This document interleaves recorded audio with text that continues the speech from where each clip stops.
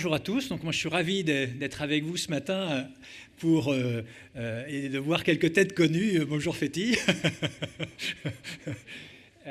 Pour vous présenter un petit peu comment on appréhende finalement l'innovation dans le groupe Bouygues. Donc ça va faire écho à ce qu'on a entendu ce matin. J'avais d'ailleurs une jeune thésarde qui a fait une thèse CIFRE chez Améziane il y a quelques temps, donc j'étais ravi de le voir sur scène. Donc pour commencer, je voulais vous présenter cette photo. Cette photo, c'est donc une photo d'un chantier énorme, un chantier de 2 EPR d'Hinkley Point qu'on est en train de réaliser, et qui vont permettre à terme de créer 7% de la consommation d'énergie du UK. Donc le programme avance bien. Donc moi je suis Christophe Liénard, je suis le directeur de l'innovation du groupe Bouygues. Alors, le groupe Bouygues, aujourd'hui, c'est plusieurs métiers, c'est 6 couloirs de nage. Donc vous avez des métiers dans la construction, avec Colas, Bouygues Construction et Bouygues Immobilier, des métiers dans l'énergie, avec Equans, des métiers dans les télécoms, bien sûr Bouygues Télécom, et puis TF1 pour les médias.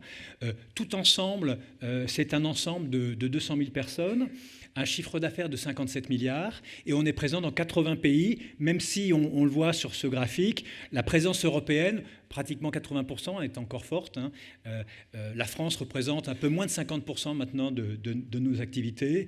On voit que l'Amérique du Nord représente 13%, l'Asie 5%, et le Moyen-Orient 3%.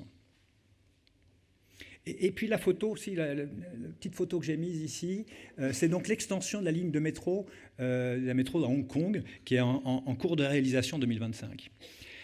Bon, alors le groupe, qu'est-ce que l'on fait? Alors j'ai mis quatre photos, j'aurais pu en mettre beaucoup plus, mais j'ai mis une photo de Giga Buffalo, qui est la plus grande installation de stockage d'énergie par batterie du pays aux Pays-Bas. Vous savez que les Pays-Bas est sous un stress au niveau de ses infrastructures énergie de manière extrêmement forte. Donc la question du stockage de l'énergie est clé. En bas, j'ai mis Rail Baltica, qui est un grand contrat que l'on a gagné pour créer une voie ferroviaire à grande vitesse entre Helsinki, mais qui soulage Estonie, Lituanie dans ce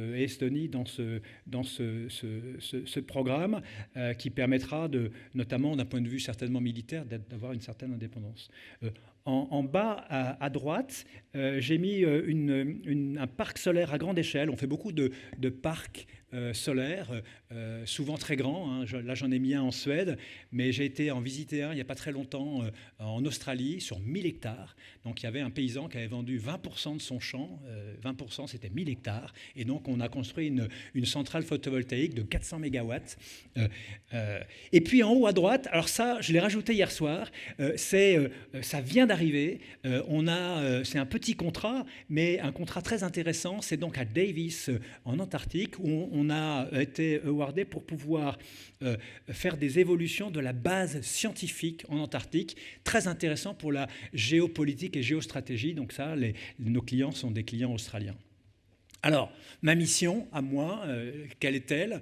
C'est finalement, au sein de cette direction centrale de l'innovation, c'est de préparer le groupe aux évolutions des usages, des technologies. J'ai mis les technologies après les usages, et puis et effectivement également des nouveaux business models, et de préparer les métiers dans cette mission.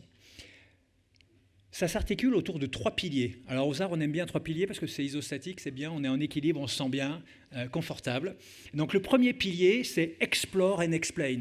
En fait, mon patron, qui est Olivier Roussat, ne me pardonnerait pas si on ne voyait pas quelque chose qui arrive dans la planète et qui va impacter positivement ou négativement nos métiers. Donc comment on fait en sorte d'être toujours à la pointe sur tout ce qui se passe. Donc pour cela, on a des bureaux de veille depuis longtemps. Vous savez, le groupe Bouygues, on aime bien que les choses soient dans la durée, c'est dans notre ADN. Et donc on a un bureau de veille aux États-Unis qui a été créé en 2001. À San Francisco. On a un autre bureau de veille à Tokyo qui a été créé quelques années plus tard, avec également une présence à Séoul et Shanghai, et un bureau de veille ami qui n'est pas du groupe au Moyen-Orient. On a également des partenariats académiques, également construits dans la durée. Donc le premier qu'on a construit de manière forte, c'est avec le MIT, qu'on a créé il y a 10 ans maintenant, avec leur processus qui s'appelle ILP, Industrial Liaison Programme, qui est brillant. Le deuxième, c'est avec l'EPFL à Lausanne, et puis l'Institut Polytechnique de Paris qu'on a signé au mois de juin, mai ou juin cette année. À chaque fois, ce qui nous intéresse, c'est de pouvoir, outre les connexions qu'on a avec les étudiants, puis on a bien sûr des connexions naturelles avec les arts et métiers et le STP et d'autres écoles françaises, c'est évident. Et donc l'idée, c'est de pouvoir décrypter tout ce qui se passe, et puis surtout, dans le Explain, pouvoir expliquer aux dirigeants du groupe ce qui est en train de se passer et comment ils doivent orienter leur plan d'action, leurs acquisitions, etc. Je vous montrerai d'ailleurs dans quelques instants 3 sujets que j'ai vus pendant le mois de septembre et qui sont pour moi des choses importantes. Le deuxième pilier, c'est Share et Catalyze. Vous avez vu le groupe, on a 6 couloirs de nage. Alors comment on fait des liens entre Bouygues Télécom, Bouygues Immobilier, Colas, Bouygues Construction. Et donc tout l'intérêt, c'est de pouvoir à un moment donné sur des sujets réunir ces couloirs de nage pour pouvoir avoir un effet de levier important. Donc on a par exemple travaillé sur un sujet qui est le port du futur, montée des eaux, au niveau des infrastructures portuaires, comment ça va jouer, qu'est-ce qu'on peut sortir comme idée, qu'est-ce qu'on a déjà comme solution, déjà tout de suite prête aujourd'hui pour passer à l'échelle, et puis ensuite, à quoi va ressembler le port de demain, est-ce que ça va être le port île, le port polymorphe, le port huître. Et donc pour cela, souvent on travaille en écosystème. Et donc dans le cadre du port, par exemple, on a travaillé avec EDF, donc mon homologue qui est EDF, qui est Julien Villeray. On a travaillé avec le Schneider, on a travaillé avec l'Union des ports français, on a travaillé avec le CEA. Et on a sorti 6 concepts, et puis on en a retenu 3, et qui nous permettent d'avancer ensemble sur ce sujet. Une fois qu'on a eu terminé la question des ports, on s'est dit, mais la question des aéroports est une question importante. Comment on fait un aéroport plus vertueux demain ? Et donc, là, à nouveau, on a sorti un catalogue de 80 solutions qui existent déjà tout de suite, de la géothermie, du solaire, de la gestion du flux passager. Et puis, on est en train de démarrer, en ce moment, c'était la semaine dernière, de démarrer cette partie de concept de l'aéroport du futur avec Aéroport de Paris, avec toujours EDF, Schneider, avec cette fois-ci l'Union des aéroports français, de manière à pouvoir bâtir un plan 2030-2050. Et puis, on va démarrer dans quelques semaines la même chose sur les hôpitaux. Il faut savoir que je me suis rendu compte qu'on était quand même assez pointu dans le groupe sur les hôpitaux. Il se trouve que, par exemple, Equans remporte 9 appels d'offres sur 10 sur les hôpitaux en France, 1 sur 2 au Canada. Et d'ailleurs, au début de mois, j'étais au Canada pour voir un des hôpitaux les plus modernes du monde, qui s'appelle Sick Kids, les enfants malades, qui est absolument extraordinaire sur justement le circuit patient, le circuit soignant, le circuit médicament, de manière tout à fait remarquable. Et puis, dans quelques jours, on va inaugurer à Rabat l'hôpital Mohamed VI, qui est l'hôpital le plus moderne et le plus grand d'Afrique. Donc ça, c'est sur ce chapitre Share and Catalyze, comment finalement on réunit et on avance. Et puis le troisième pilier, qui est Transform to Perform, c'est comment, à partir de toute cette matière, on embarque les dirigeants du groupe de manière à ce que opérationnellement ça crante. Comment on passe à l'échelle.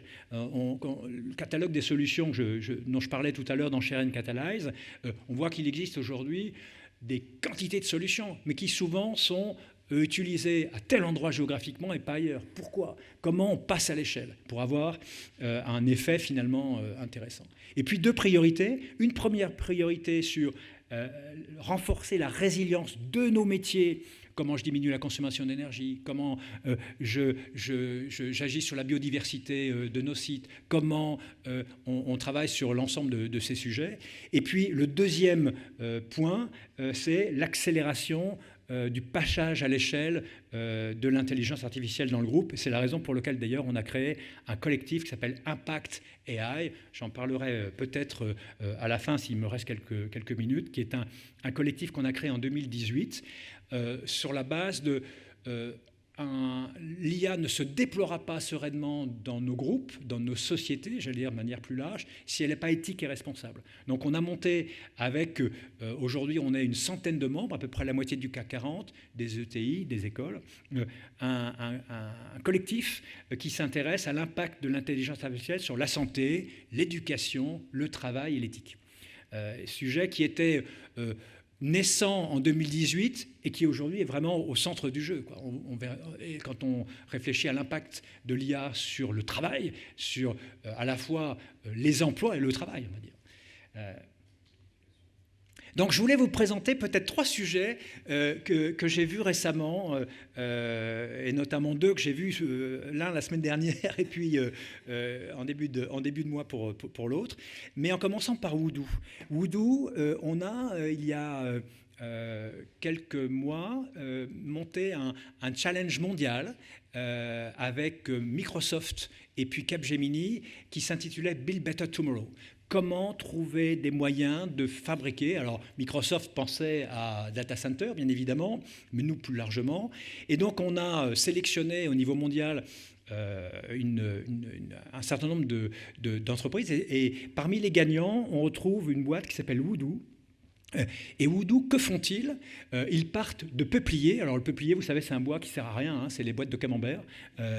Pas de propriété mécanique particulière, et qui le transforme pour sortir la lignine du bois, et puis en le mettant par plaque, sortir des dispositifs, des poutres finalement, qui sont aussi résistantes que l'acier, 5 fois plus légers, 5 à 6 fois plus légers que le béton, et qui nécessitent 130 fois moins d'énergie pour être produites. Extraordinaire. Donc c'est un jeune ingénieur qui est également qui a fait le MIT et puis qui est architecte, ingénieur, qui a fait le MIT et Harvard, qui est basé à Troyes dans l'Aube.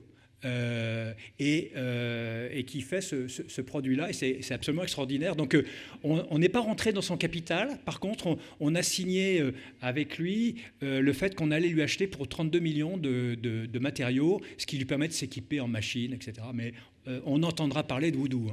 Et donc on va s'en servir pour justement les data centers, là où on a besoin de poutres très résistantes. Le deuxième sujet que je voulais partager avec vous, c'est Commonwealth Fusion System. Je suis tombé amoureux de Commonwealth Fusion. Qu'est-ce que c'est que Commonwealth Fusion System? C'est ITER finalement, c'est ITER dans Startup. Donc ils font de la fusion, c'est un spin-off du MIT, qui a la différence par rapport à ITER, c'est que c'est des tokamaks, mais ils utilisent des supraconducteurs haute température. C'est ça qui fait la différence et qui fait qu'en utilisant des supraconducteurs haute température, ça diminue le tokamak d'un rapport de 10 à 20 par rapport à ITER. Et donc, cette boîte a levé en gros 3 milliards de dollars. La dernière levée de fonds, c'était Nvidia pour 820 millions de dollars. Et ils promettent de faire de la fusion, ou en tout cas le premier plasma, l'année prochaine. L'année prochaine. Et commercial début des années 2030 pour des centrales de 400 MW, donc qui remplacent les centrales thermiques actuelles, hein, c'est en lieu et place. Et donc je suis allé plusieurs fois les voir, hein, donc j'y étais le 13 septembre pour voir l'avancée de leurs travaux. On voit que les donuts, hein, pour ceux qui sont familiers, les donuts, ils avancent à une vitesse folle. Ils ont à 65% de donuts qui étaient déjà fabriqués, et ils sont hyper confiants. Il y a d'ailleurs une paire de Français là-bas, hein, et donc je pense que c'est vraiment une boîte à suivre. Ils promettent de faire donc, pour leur première expérimentation une centrale de 100 MW thermique. Ensuite, en commercial, ce sera 400 MW électriques. Et ce qui est quand même fabuleux, c'est qu'ils embarquent, donc le carburant c'est deutérium et tritium, hein, donc ils embarquent une bouteille qui ressemble à vos bouteilles de soudure, hein, et donc c'est la consommation pour 30 ans. Et bon, c'est fabuleux. Et puis, le troisième exemple, c'est EasyCube.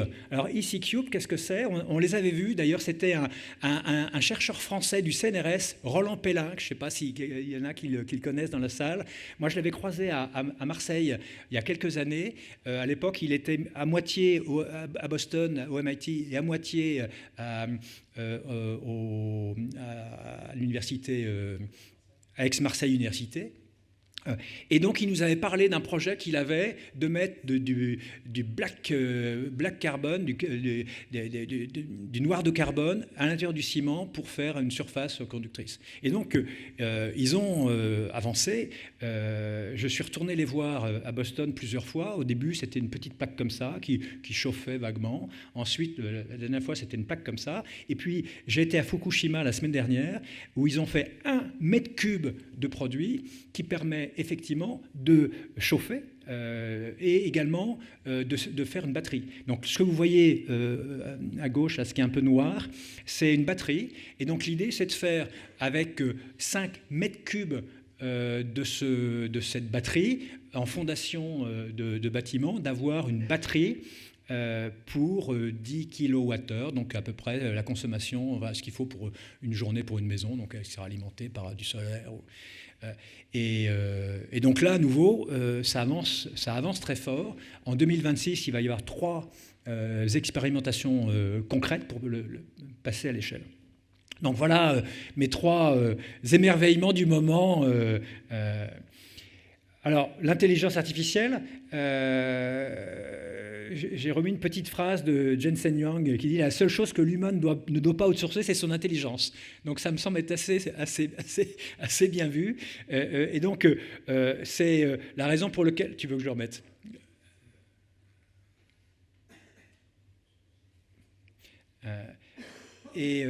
Pardon.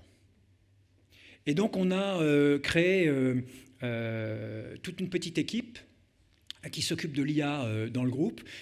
Et notamment, on a décidé de partager les principaux cas d'usage de l'IA au sein d'un journal de l'IA qui paraît 2 fois par an. Donc ça, c'est le premier, sur lequel chacune de nos métiers donne des 3, 4, 5 cas d'usage qui sont super importants, forts, étonnants de l'IA sur nos métiers. Donc on peut retrouver des systèmes de planification en temps réel de grues, un système de prédiction d'accidents sur chantier, un système pour les télécoms d'anticipation fine du trafic télécom.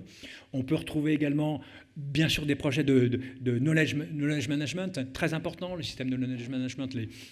On veut surtout éviter dans des groupes comme les nôtres, c'est le cas chez EDF, c'est que le savoir-faire parte avec les équipes qui partent en retraite. Et donc, comment on arrive à capter ce savoir-faire.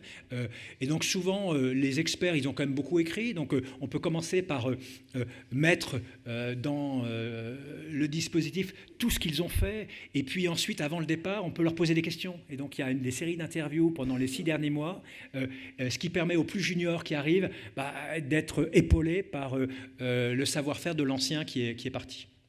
Bien sûr, TINA, système d'appel d'offres, il se trouve que dans le groupe, on répond à 1,5 million d'appels d'offres par an. On en gagne 30%. Et donc, comment on peut raffiner tout ça pour être plus efficace, pour répondre à ces appels d'offres, comment être sûr de mieux gagner les appels d'offres, hein, qu'est-ce qui plaît. Et puis le dernier, qui est plutôt techno, c'est Equans travaille beaucoup sur les systèmes de maintenance, des systèmes de réfrigération. Et donc, on peut déceler... un système de réfrigération se met en burn-out, j'allais dire, lorsque le gel commence à prendre dans la machine, parce qu'à ce moment-là, la consommation explose. Et donc, il y a des signes avant-coureurs qui sont décelés par l'IA de manière à pouvoir intervenir suffisamment tôt. Et puis, un dernier point, je vous parlais d'IA tout à l'heure et d'Impact AI. Et donc ça, c'est un petit résumé de notre dispositif d'Impact AI, dont je suis président pour l'instant. autour de 5 thèmes. L'IA responsable, bien sûr, l'IA et l'environnement, la question de la consommation de l'IA. J'apprenais tout à l'heure, je ne sais pas si vous savez, mais j'étais avec Étienne Grasse, qui est membre du CIAN et qui est Capgemini et donc une pointure en IA. Il me disait que les IA agentiques consommaient 2600 fois plus que l'IA générative. Alors ça, j'ignorais, et ça m'a un peu scotché. Donc ça serait certainement à vérifier. Santé et bien-être, là, il y a un sujet. La formation. Donc on est en train de sortir d'ailleurs un podcast sur la partie formation pour l'IA, et puis d'avoir également des cafés d'IA, et puis l'impact sur le travail, bien sûr. On sort des publications que vous pouvez trouver sur Internet, hein, donc le site Internet c'est impact-ai.fr, et puis on a donc une centaine de membres qui représentent 1 million de salariés dans le dispositif, donc c'est intéressant, surtout quand on veut pouvoir agir sur la sensibilisation de l'IA. Et voilà. Donc, je vous remercie. Si vous avez des questions, je suis à votre disposition.